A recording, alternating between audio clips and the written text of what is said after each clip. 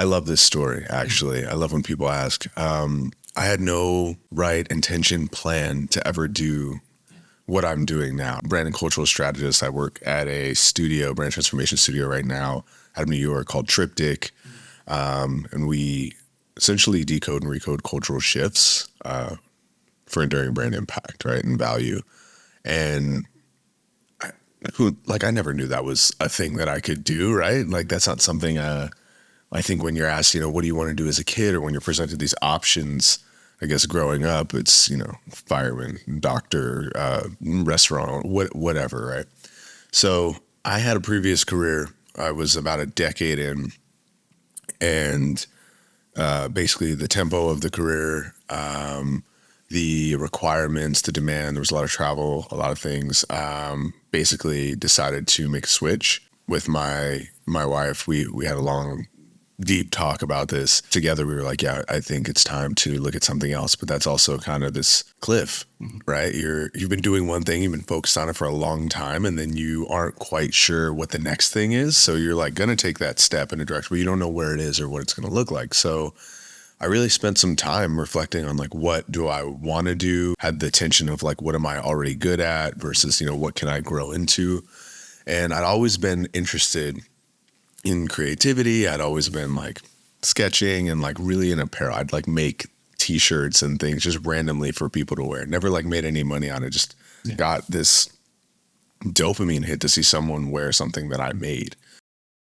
My brother-in-law was and is still a graphic designer. And I was looking at some of the work he was doing and I was inspired. And I was like, hey man, I really, love what you're doing. Can I ask you some questions? So he spent a bunch of time with me and talked to me about it and kind of gave me the ins and outs of like graphic design. So I was like, okay, cool. This seems great. I'm going to pursue design. And then I put all my energy into design. I signed up for my undergrad and was already working full time. Family, 2 beautiful daughters. Yeah. So wow. Signed myself up. Yeah, signed myself up for a lot. Yeah. But supportive partner, rock star. Like that was really what I think we decided together that we could do it, right? And that was like the alignment the whole time was so critical. I think this is kind of the point when you're going to like creativity or like some kind of creative field, creative profession. There's just so many dimensions to it that you don't really know exactly like when you start. So as you go through, I feel like you kind of see different things and you start to, now you run into people, you get different experiences, right? Because to be honest, I went in probably insecure. Yeah. I was like, I'm behind. I'm starting my undergrad I was probably, I think in my 30s at this point. What was your undergrad?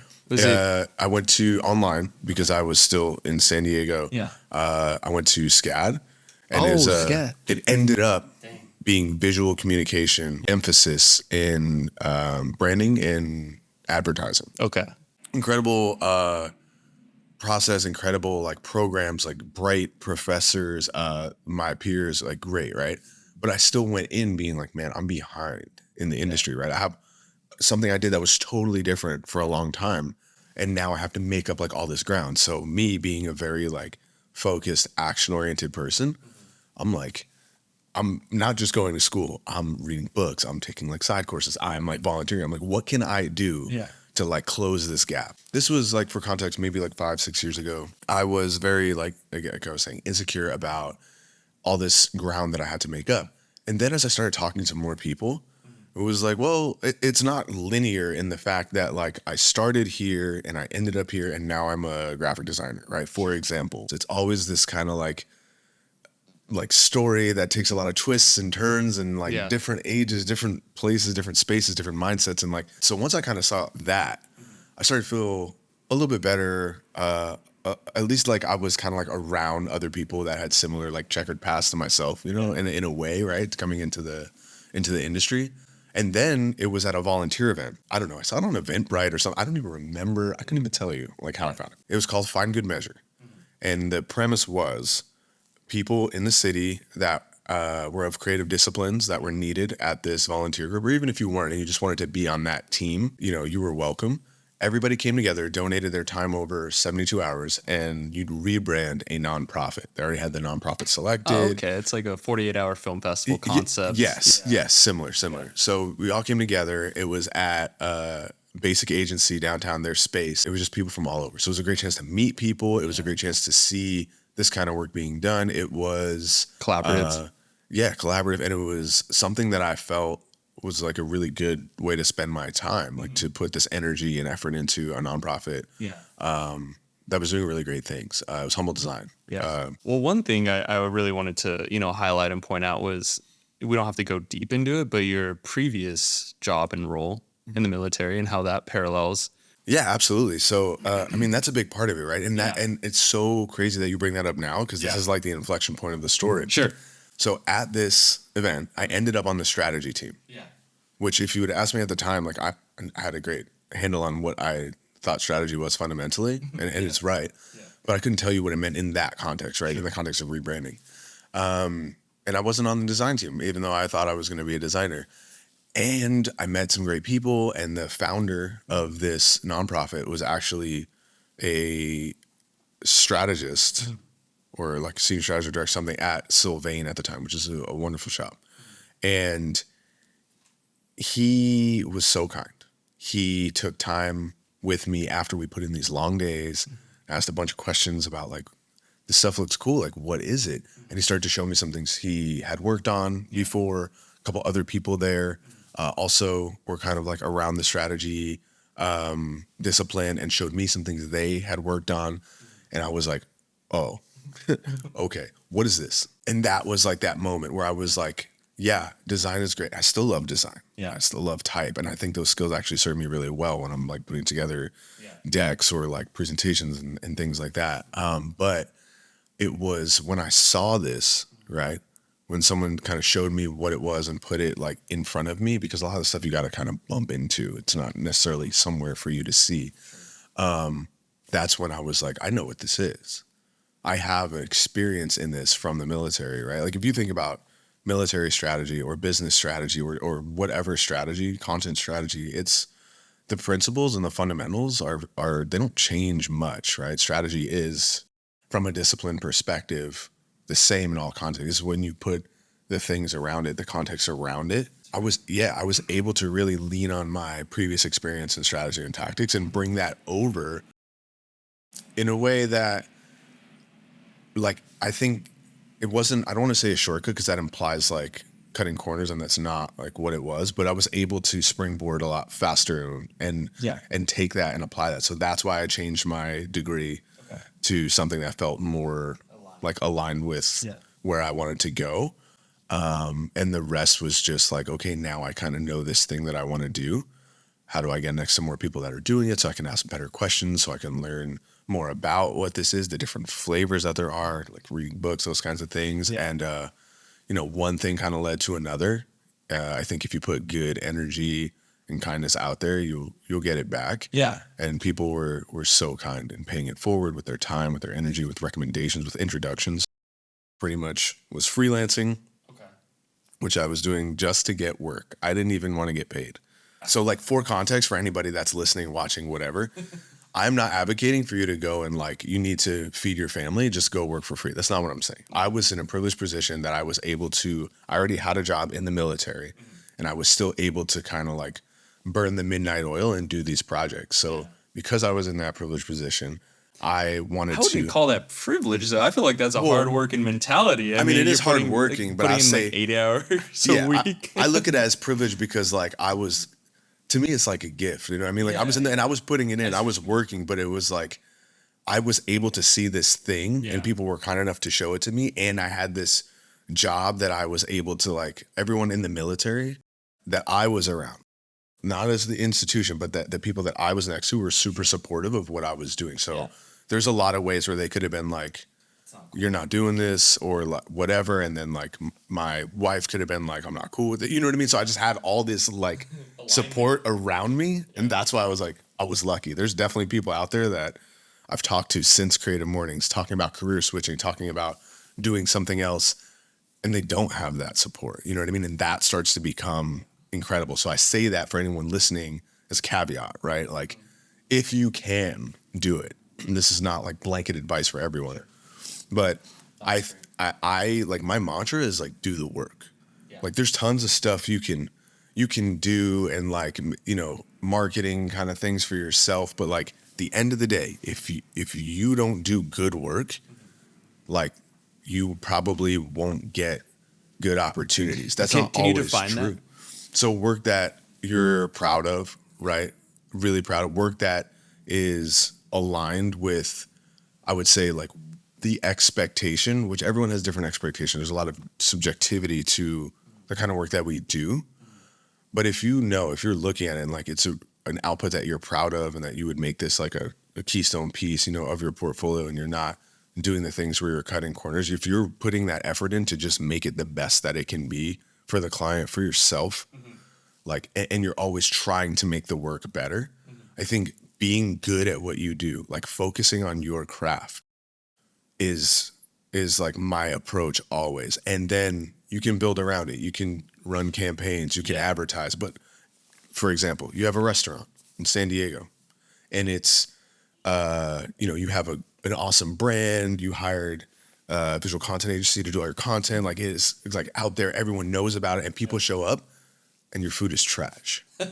And your customer experience is garbage. Doesn't matter. None of that stuff matters. Your work is not good.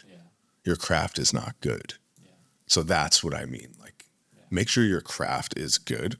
Whatever the thing is that you show up and decide to provide value to people, you want them to walk away and be like, no reservation, right? Like, wow, that was worth it. I'm better for having had this experience, this interaction. And now I feel good about moving forward versus like, I was okay or whatever. And that's going to happen. Like, I guess. In the inverse of that, though, like, what if you are just really a good person and you have a good like customer like experience, but your work isn't amazing? I feel like in the beginning when I started this company, I definitely didn't have the best video content. I mean, there was better producers, better cinematic, directors and stuff like that. But I mean, you grow over time and you learn your craft, but people have to trust you.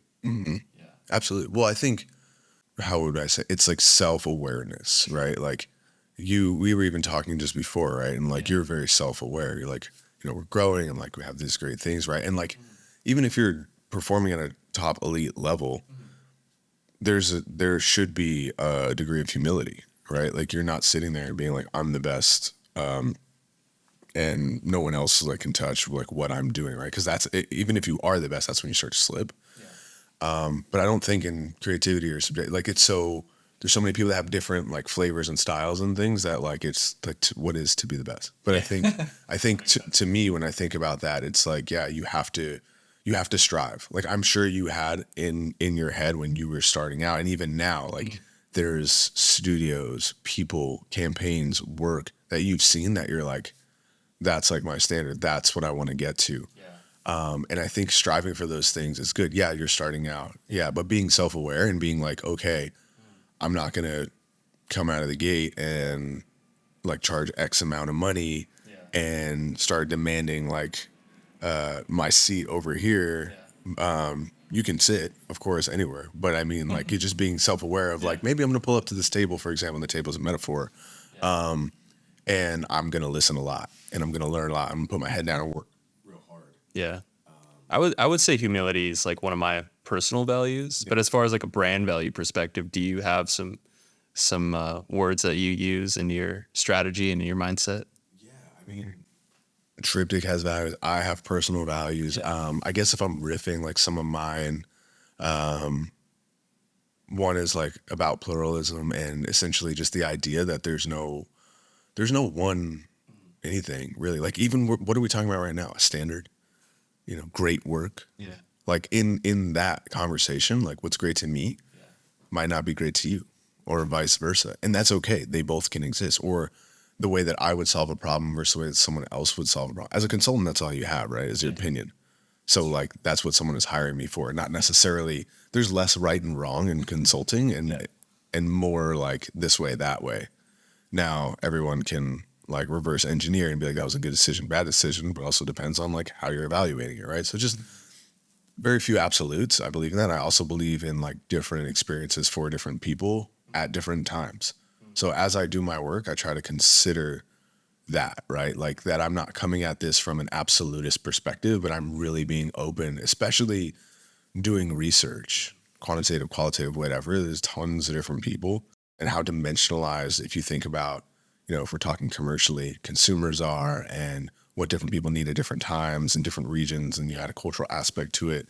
There's a lot of layers there. So just being very open and thinking about people like empathetically and not as monolithic.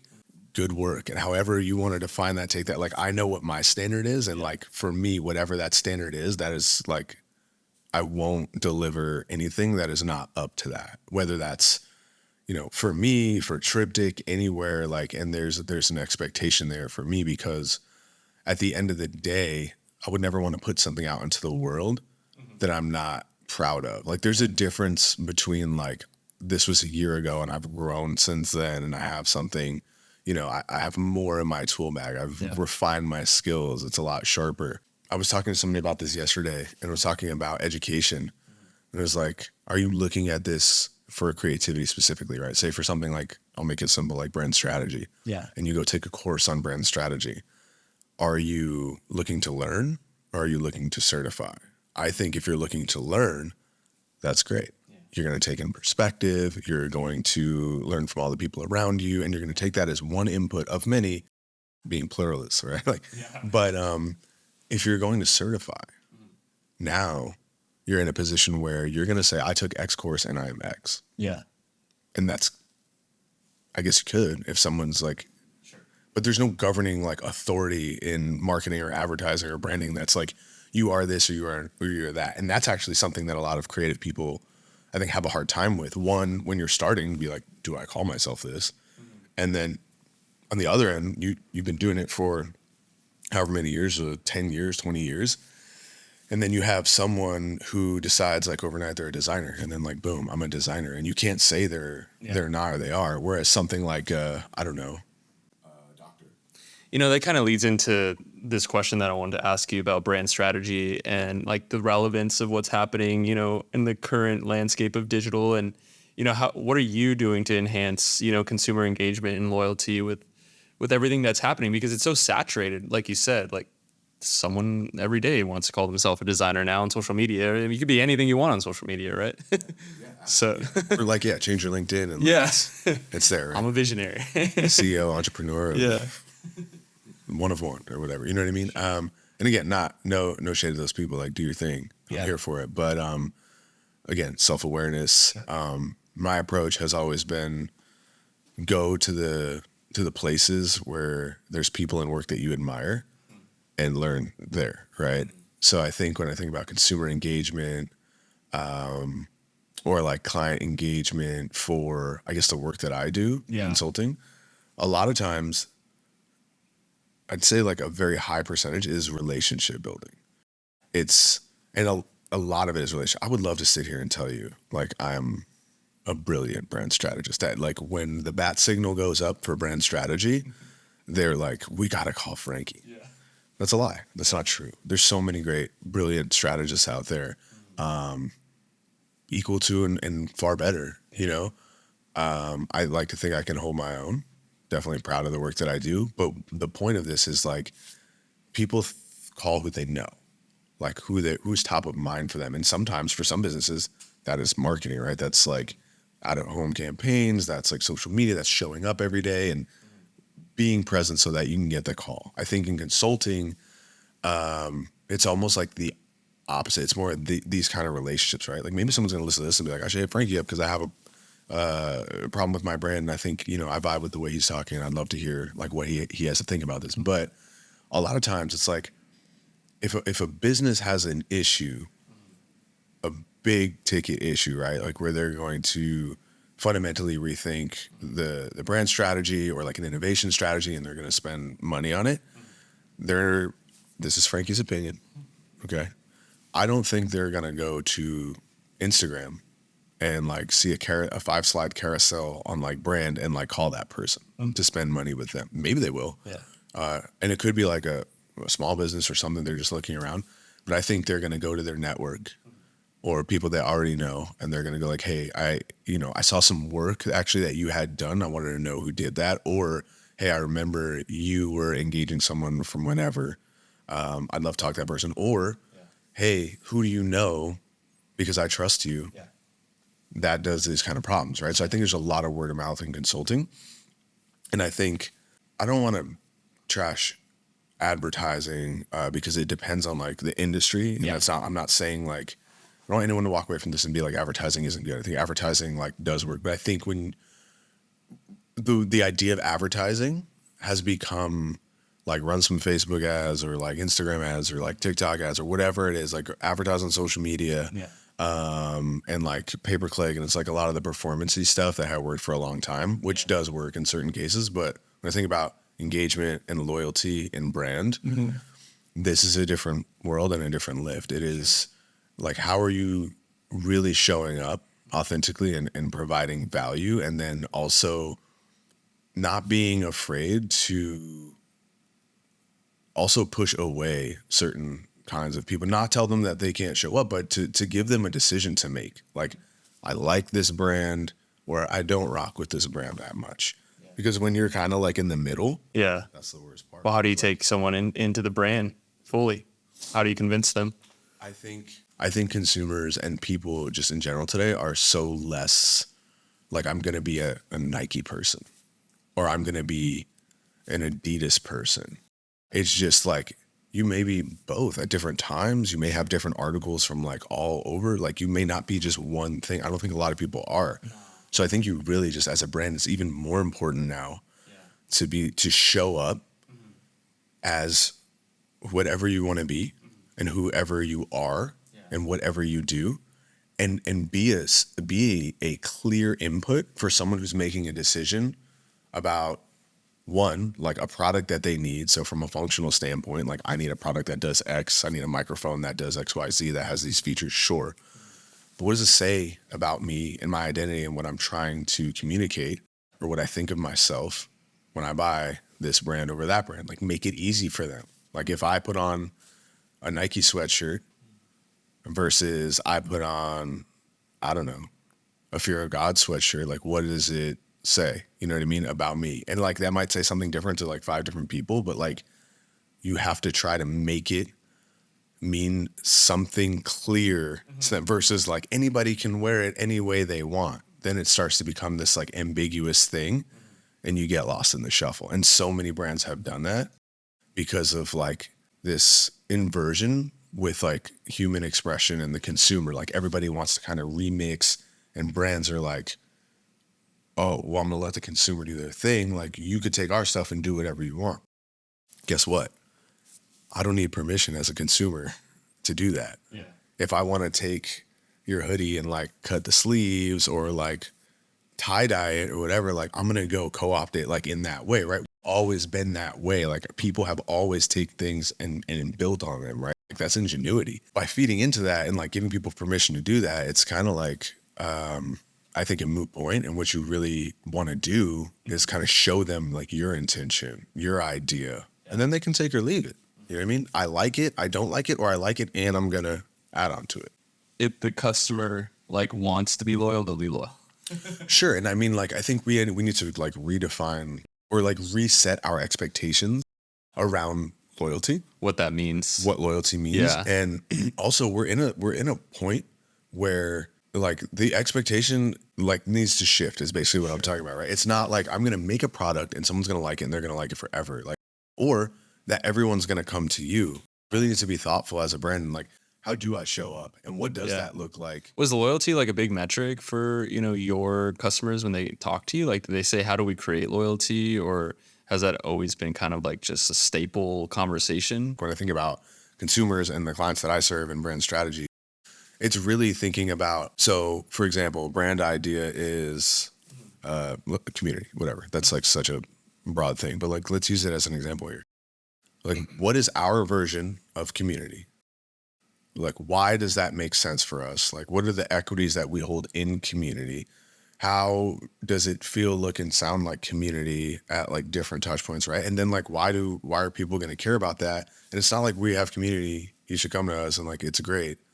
But as a consumer, like what are you really going to offer? How do you go to them in a way that does feel authentic to where you almost don't have to be like, hey, we're about community, but they kind of like instinctively and intuitively start to get that and in your flavor of it, right? So like there's so many programs and like sign up for X, like whether it's a newsletter or a subscription or right, like, you know, and expectation that like you go to a brand, you know, they have some kind of like, you get a free coffee every fifth one or whatever. And like, that stuff's great. But how do you really like take that beyond? Like, how do you, as a organization or as a business, how do you like truly think about rewarding people that contribute, right? Like to your community that not just buy your products, but like buy into like the idea of like what is your brand and they are big fans of yours, right? When you think about franchises, sports franchises, those kind of things, that kind of mentality, that team mentality, if you bring that over to brand, you have your hardcore fans, like how do you make it like super, super valuable for them? Yeah. You mentioned on your website that most offers fail not because they lack value, but because they're misunderstood. I feel like that kind of leads into what you're saying, right? I think it's table stakes in a lot of ways to have a great product. Not all people do or not all brands do, right? Like, but when you talk about like our product works really well. Well, like as a consumer, I hope so, Yeah. right? If I buy your product, like the sell shouldn't be like, it's okay. Yeah. You know, like I want it to do the things that you're saying it's going to do. So like if we take that away, it's like there's probably value in what you've created. But like a lot of times the problems that I run into are around we're this, but people don't see it. Or there's a lot of competition in our category. Like how do we start to create some space and distance and carve our own lane? Or we've been around and we have a rich history as a brand, but we need to rethink what that means in today's context and looking into the future. Or a brand that's going into something new, like something interesting, not necessarily an innovation, but what does the future of blank look like? Product being table stakes. And then you have to think about, well, we're in a time where it's great to be a consumer. Yeah.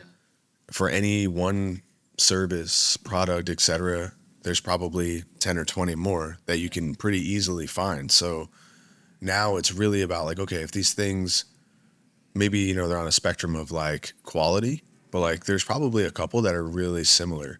So when you think about that, like what is the value, not just functionally for me, but like as I make an emotional connection to whatever this thing is, right? So like, why does this feel like it's for me in this moment, for the way that I view myself in the world? Like, what is this connection? Now, sometimes that's a bigger question, sometimes it's a smaller question. Like the peanut butter you buy. Are you sitting there wondering about like the brand values of this like peanut butter brand? Like, But at the same time, I feel like branding is more important than ever because it's the story, well, right? 100%. Yeah. Like, think about that, right? Like what we're talking about. So you have products everywhere. What is like the fundamental purpose of branding? It's to distinguish things. I love like, so I did research, don't quote me because it was a lot of secondhand. It was like, what is brand? Where does it come from? Brand, from what I read, comes from a Norse word, brander.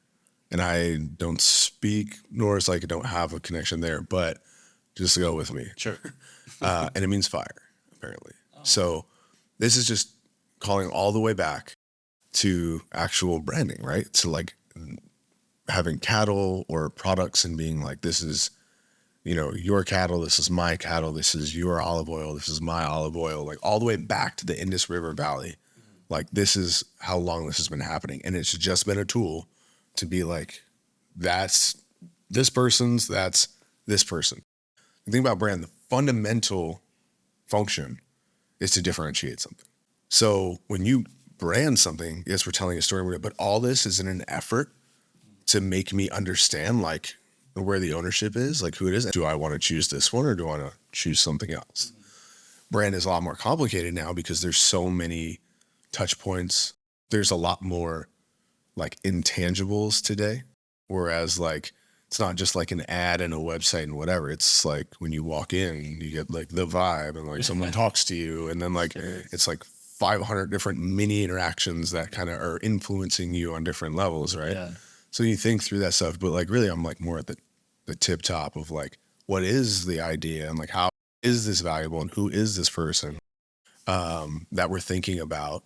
And again, not monolithic like in who this person is. They're like when you think about demographics, but more like psychographics, right? Less about like What is that? age or psychographics is it's mindset, right? Like Okay. beliefs, value. Because a lot of when you think about people, like and you take it out of that kind of context, you're like, wow, this could be someone who's 18 years old and like in school, or this could be someone who's 45 years old and like has a family, or 30 years old and single, or whatever. Yeah. You know what I mean? Like, but the things that are pulling them together are still the same. So Triptych, we used mixed method approach to research, a lot of qualitative and quantitative. Like we do a lot of research. We use semiotic. Yeah. It's something that we're super strong at, and it makes our work so sharp. And I say that to say that I believe in research, but I always think there's a caveat. Data only measures what's been done. But, Yeah. but I mean, in general, right? A lot of times when you're dealing with brands, especially at the front, that and the leading edge of like whatever they're doing, like they're moving into something new, or they're moving into space that hasn't been quantified and measured in a certain kind of way, right? That's your service. That's what you're offering, you would say. Sometimes, Yeah. yeah. Like There's innovation. those future of kind of like questions, Yeah. like you're kind of breaking into a space and you're making a lot of, hypotheses and assumptions. We do research, of course. Yeah. If we're going to something totally new, any business, there's an inherent risk. And you're talking about strategy. The role of strategy is not to eliminate risk. And if you think you're eliminating risk, you don't understand strategy, because there's always a risk in doing something that hasn't happened yet, right? Like no matter how many inputs you have, and I've seen that from the military, had a lot of inputs that told us one thing, and then you get there and it's totally different, and you have to react in the moment, right? Even though you have, a great strategy, and that's why you plan through different contingencies to kind of deal with that. Same thing in a business, but when you are reductive in that way and you reduce people to data points, and like we do a lot of qualitative research at Triptych, and it really dimensionalizes people. And like that is the difference. Like when you're not just talking to like, this is this person and they like these 5 things and we got this from the survey or whatever. Like when you're actually like talking to people, having deep conversations, walking alongside them while they're like doing the thing that like backpacking or something for like, and it's an outdoor brand or whatever. Like, I don't know, I'm making it up. Like that's where you really learn. I would rather have 5 deep conversations with people about all the different facets of their life and like their beliefs and those kind of things than 50 data points. I ideally do both, but yeah. So I think I'm just saying that to say like with data, and when you get too analytical and too like hung up on the data, is we start to measure everything in KPI, and this is like the really hard thing for brands. Brand is a little softer. Like brand KPIs are a little softer. They're like, and there's like these intangibles, like how do you and I get the pressure, right? As an executive at a company who's performance driven, dollars and cents, how do you quantify to the people that you have to answer to sometimes that this effort is like, maybe you won't make a ton of money, or you might even take a strategic loss, but it will drastically boost the equity of your brand and like the value and the salience of it. Yeah. That's a great mindset, because it's like brand awareness, brand authority, all very important. But how do you actually prove that ROI? Yeah. Like sometimes it takes years. Yes. And decades. brand, that's so good that you brought that up. Yeah. Brand is an investment over the long term, right? And that's a lot of times there's like conversations going around about like 6 months, not in like the world of Triptych. We have wonderful clients, but I think like more broadly, when people talk about brand, they kind of like float over into like oh, well, it's 6 months, the strategy hasn't like kind of developed. It's like, well, how did we implement it? In 6 months, you're asking people to change their perspective on something that's been happening for 20 years. Right. Is that realistic? And wouldn't it be components of a brand campaign that actually prove the value more so than the actual like brand itself? Right. Like, because you have like social media content, content creation, influencer strategies. And that goes back to our conversation around engagement and showing up, right? So you say the brand is about X, like how do you really live that? And consumers today, the degree of transparency that they have and the level of choice today, there's so many different brands you could go to. Yeah. You don't even have to think about like those big brands. And that is like a real concern because you can be fine as a brand. You don't have to be like necessarily global. You can do like San Diego's a huge community. It's great. And you could absolutely service this community and do well. But it all starts at the top with the brain, with the messaging, with the voice, with the, competitive analysis, the audits. We'll do a lot of times when we do brand strategies. Yeah. We will, as a strategist, you make your money on the so what. So like I could tell you like you need to do X, Y, or I could tell you rather these things are happening in culture and in the category. But like my value lies in like what does it mean? So what? What is my opinion on these things? So like whenever we put together a strategy, like that is effectively the so what. These things have happened. So this is the positioning, we think that's going to work and it's going to work for you in these ways. This is how it's going to generate brand value. This is how it relates back to the business strategy. This is how it's going to resonate with the consumer. This is why it's different from your competitors. And here's some examples, right? Like done brand strategies where we have a take on you could actually show up in this way. And if you want to partner with some people, here's some people like this that we recommend. This athlete for this reason, this entertainer for this reason. We don't do influencer or content strategy, but brand strategists in the fundamental like form, we have a take, we have an opinion. Yeah. Yeah, you kind of give them that spokesperson that could align with their brand, like just a perspective, right? Like this is who potentially could be part of your brand and represent it. Yeah, and most importantly, the why. So then they are empowered to take that and be like, "Whoa, we can't get this person," or "Whoa, we actually don't want to do this person for," or "Yeah, have the money, but we know why you chose them, the reasoning behind it, and now we can go find somebody that still fits." So typically a triptych, we will, if we're talking consumer, we're doing data and trying to like hone this in. A lot of times we'll do segmentation projects or design targets, and really you can think about that as like a overall like muse for the brand. Like it's not a persona, it's like a little bit bigger. It's dimensionalizing this mindset of like who this person is, what they value, like their habits, their brand affinities, their challenges. Like it sounds like maybe some of the things people would put in a persona, but it's a little more robust, and it's definitely like all like mindset, psychographic behaviors, things type of thing. You can then dimensionalize buyer targets from there. So you can get more specific. Buyer targets would sit under your design targets or your consumer muse and be like for this market, this locale, like throw some of those demographics in there and get like double click on some of those things from the muse that can really help a marketing team or a brand team connect with a very specific consumer in a specific area. But the brand anchor, right, is that muse like up top, and that's kind of like holding us together. So when you think about like you could partner with this influencer, for example, I would call those thought starters. That's us leaving behind things to consider, right? And you could do that with activations, right? Like I'm not going to sit there and tell you like what your experience strategy should be or what your activation strategy should be, unless you hire me for that. But like on a brand strategy project, typically it's going to go to like get that fundamental foundation down. And then we leave behind things to prompt, to provoke the teams or for the next partner to come in. Perhaps if it's not going to be us, maybe it's someone else that comes in, they want to work with them. And, right after or 2 years from now on something, we want what we leave behind to be as useful and actionable as possible. So when they come in and like, they've never seen this work, they can go through and they can be like, oh, because context is everything, right? Like I could say, make it more stylish, right? That's a really bad example. And like you're gonna think something, someone else is gonna think something. So how do we like insight, right? How do we direct them in a way that's gonna again build back toward that foundation? So I would say like thought starters for influencers, thought starters for community engagement, thought starters for retail experience, whatever it is. Give those examples, a little bit of reasoning as to why, and then let them go forth and do wonderful things.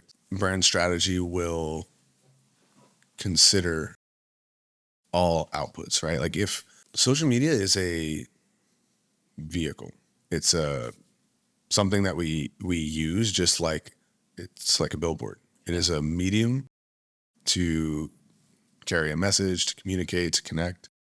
I guess a billboard, you're not truly connecting, right? And I'm gonna mess it up, but there's like hot and cold media. If you get into like Marshall McLuhan and his writings, and he's brilliant. Took a course with Andrew McLuhan, Matt Klein. He had a zine cohort not so long ago. It was incredible, but basically making the distinction like how social media has like more of the interactive, the immersion to it versus like a billboard where it's just like I see it, it's there, I got the message, and like I move on. Yeah. So I think there's a consideration there for like what type of media it is, how it's going to function. But I guess the kind of question, there's like two things. There's if the consumer is there, you can't ignore it, right? Like they're going to be there, and like if that's someplace that they intuitively feel comfortable, we should, without being invasive, without intruding, without bombarding, we should show up, if we can. Problem is though, if something's free, you're the product. So you sign up for a Gmail, you sign up for Instagram, whatever, like it's data that they're trading on. And then how do these platforms keep going if we're not paying for some kind of subscription? Ads. So then like it's the business model that we have to consider, right? Yeah. But so if the consumer's going to be there, like we need to consider that in our like activation, right? Like how's it go? But I would say brand strategy is agnostic, whether it's written communicate, whether it's a carrier pigeon and a letter. Like the brand strategy is more like principle based, and that's the whole point, right? It's a strategy, it's not a tactic. Social media is a tactic. It's a lever you pull. It's something you use. And I'm not saying you can't have a social media strategy. In fact, you probably should. But when you think about a brand strategy, like the brand strategy that I create will not be dependent on like the medium, will not be dependent on we're heavy social media, or where we don't do social media at all. We're doing all in real life activations, and like it's gonna be, if you're not there, you don't know about it. Yeah. Like that's gonna impact the way I think about the strategy, but the strategy will not fall apart if all of a sudden the next day you're like, we're gonna go on social media. It's like the strategy needs to be higher than that. Or it's not a strategy, it's something tactical. So it's understanding like that level. What I will say is that if there are interesting things that like social media can afford us, right? Like as a brand, that's where maybe I would leave behind some thought starters of like, well, this is the idea and this is like our core equities. And you know what? Social media, this platform specifically, could be really good for us because it speaks to this equity and it's relevant to our muse in this way. And you could think about doing X, Y, Z as a way to build that brand equity and credibility, quickly or whatever, right? No, I feel like I kind of, at the end there, social media, I understand it's a component, and I feel like I kind of lost all of like the momentum you were talking about, the branding, because I know branding's so much more. It's like as a consumer, you have to feel it, right? Online, offline, no matter where you have the brand.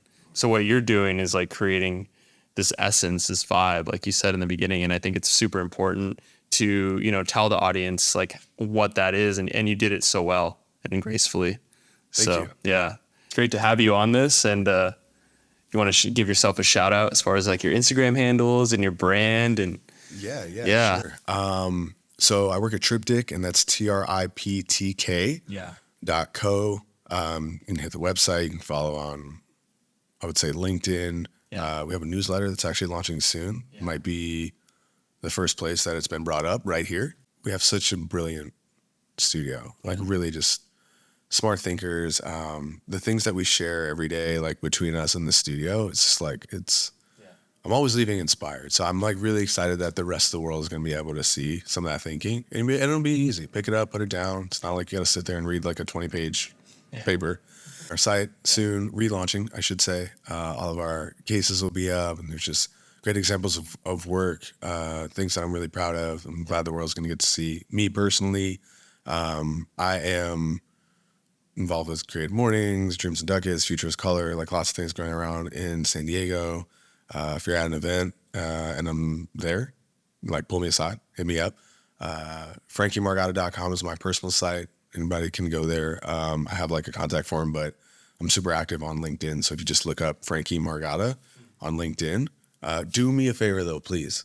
If anybody's watching this, you want to connect, send me a note. It's super weird to get a request, and it's just like I'm not sure like where I know you from or like what the intention is. Sure. And I usually just don't connect with people if they just send a connection with no note. So if you want to make a connection and chat or anything, I'm happy to do that. Just like send me a note with a little context. Yeah. Awesome, Frankie. Well, thank you so much for being on. I'm happy we finally got to hear your perspective on branding, and thanks for being on Market Movers. I hope we could do a part 2 one day. I want to see how you evolve in Triptych and where you go from here. And just contradict everything I said.